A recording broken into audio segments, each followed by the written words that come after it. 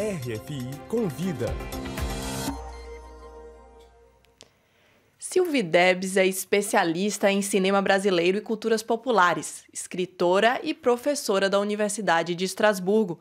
Seu livro Cinema e Cordel, Jogos de Espelho já foi lançado em português e acaba de sair em francês pela editora L'Harmattan. É com ela que nós vamos conversar no RFI Convida de hoje. Bom dia, Sylvie. Obrigada por conversar com a gente. Você poderia começar nos contando um pouco como surgiu esse seu interesse pela literatura de cordel, uma cultura popular nordestina tão baseada na tradição oral? Primeiro, eu sou nordestina da França, veio da cidade de Estrasburgo, então acho que temos alguma coisa para ver. Não, mas quando eu fiz as minhas pesquisas para o meu doutorado sobre cinema e literatura, voltado pelo Nordeste, pelo sertão, e viajei bastante, eu descobri a literatura de cordel em Juazeiro, em Caruaru, etc., e comecei a me interessar a cada vez mais, cada vez que viajava, com entrevistas com cordelistas, repentistas, xilogravuras, fiz com o J. Borges, o Clefson Viana e outras pessoas.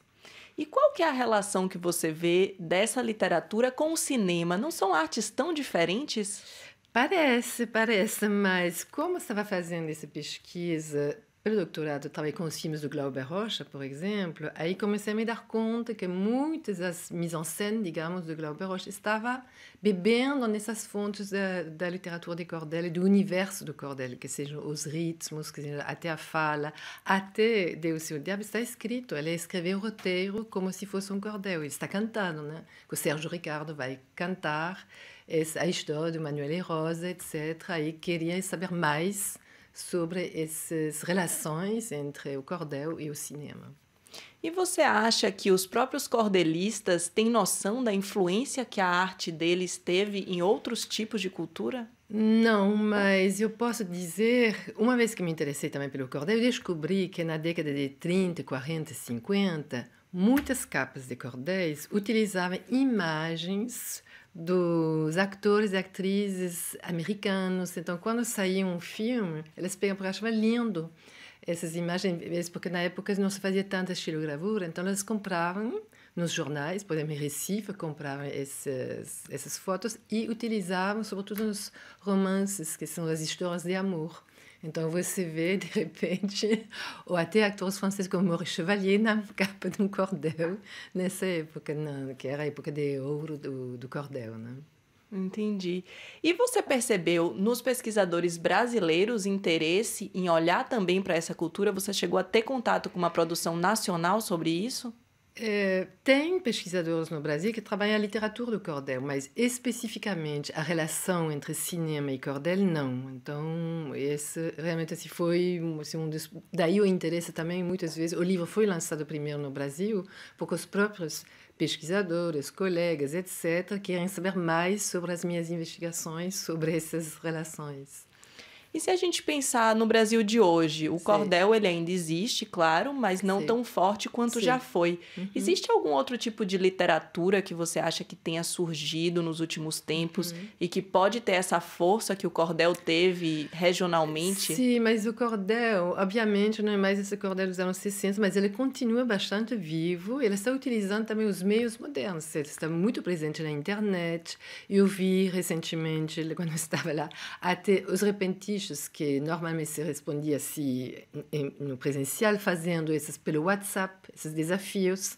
Então, você vê um improvisador de um lado com a turma de amigos e pelo WhatsApp outra pessoa que está em outra cidade fazendo esses jogos, esses desafios. Então, eu acho que continua vivo e se modernizou. Aliás, o cordel sempre acompanhou as evoluções, né, até da impressora, tipografia, etc. Depois tive os não sei como com a tinta que a gente fazia, agora através da internet já está editado, são digitalizados, etc.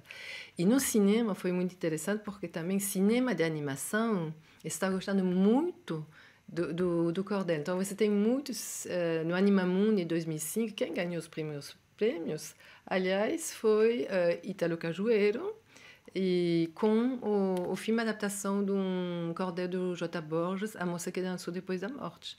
Então, o próprio J. Borges fez as xilogravuras, eles fizeram um sistema de animação, e o próprio cordel, no mundo inteiro, ganhou não sei quantos prêmios, porque as pessoas gostavam do ambiente, do universo, etc. Então, o cordel tem essa capacidade criativa e de adaptação que eu acho essa coisa mais interessante que tem dentro do cordel.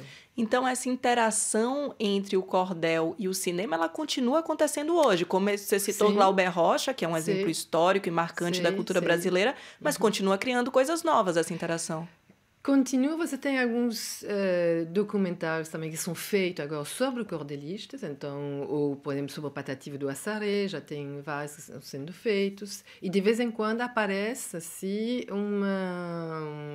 aparece também muito nas séries da Globo, por exemplo, assim, animações inspiradas no cordel, na série do Luiz Fernando Carvalho, ou outros. Então, você sempre tem essa presença viva, porque também é uma linguagem universal, que todo mundo conhece, mesmo não sendo nordestina, pessoas de São Paulo, do Rio, mesmo do sul do Brasil, entendem essa linguagem, porque ela chegou através dos nordestinos que migraram para o sul, onde eles são também muito presentes. Então, você tem o tempo todo. Eu posso conseguir fazer um segundo volume, porque cada vez que acho que já acabou, vou descobrir, saiu outro filme, um longa-metragem, uma animação, e as pessoas me mandando, você já viu isso? Já chegou mais uma novidade nesse terreno.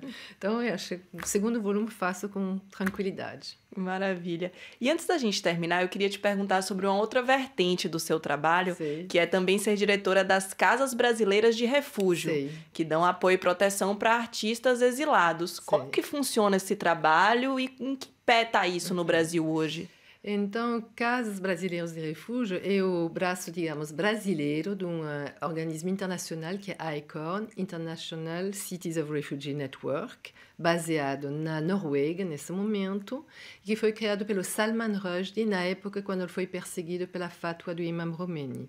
Então, no início, é uma rede para receber escritores que estavam ameaçados de morte nos seus países de origem. Hoje em dia, já aceitamos também outros artistas, cartunistas, diretores de cinema, etc. A rede tem 70 cidades no mundo e eu resolvi trazer essa rede para o Brasil há 3 anos agora.